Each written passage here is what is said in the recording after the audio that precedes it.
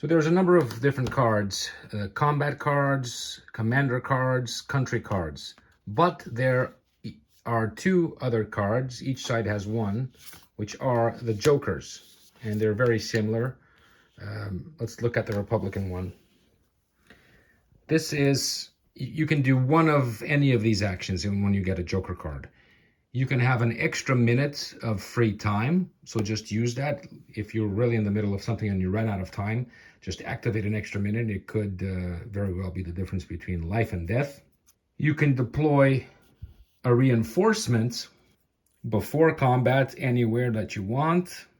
You can use a combat card that you hold with any commander. So for example, if you're holding this one here, this is a combat card and it's only applicable to Miaja. But by playing this card as well, you'll be able to use the logistics quality with any commander that you wish. The other thing that it allows you to do, and this is what it's mostly used for, is when you're really you have no credit, or that part over there is already closed, you can't trade anymore, and you don't have enough. You can roll 2 d20s, a d40, so that you get extra points. You can move any unit on the map to any city that is not encircled. That could come in handy.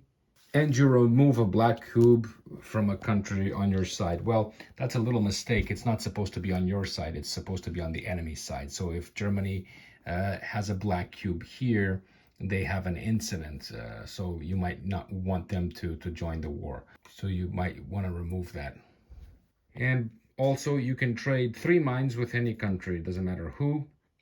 3 of the mines that you own can be traded, with the exception, if this was still under your control, with the exception of Huelva, so the Rio Tinto mines and this one here.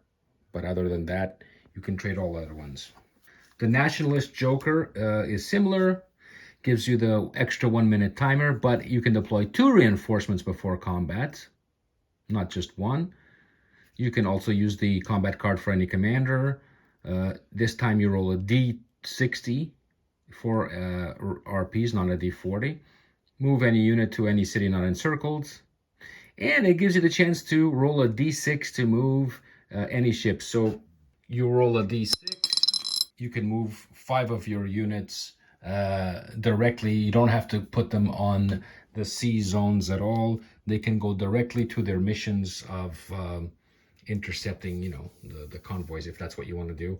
Or if you're doing anything else, if you're transporting troops, you can do that and they can't be intercepted. Pretty useful, especially for troop transports. The other thing that it allows you to do, especially for the nationalists, is to roll for war for any country. So regardless if there's any black cubes here or not, usually you can only roll if there's a black cube for war. But even if there isn't, they can just say, okay, let's see if we can get Germany on our side, and you could roll the dice for Germany. I recommend keeping the joker and not having to use it, only when you really need it. But you can draw it again. It goes back into the deck and you could draw it again.